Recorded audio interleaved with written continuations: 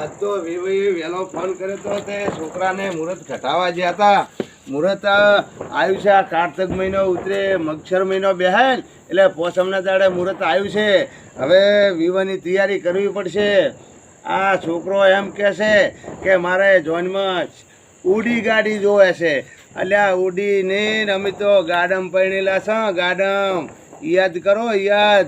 અને ઉડીના ભાડા અત્યારે તો જેટલા મોંઘા થઈ ગયા છે. અને વેવાઈ તો બોગરે બહુ મગાયા છે. પણ હવે તો શું કરશે?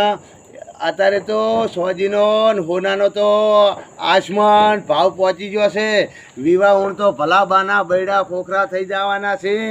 અને હવે શું કરશો કહો?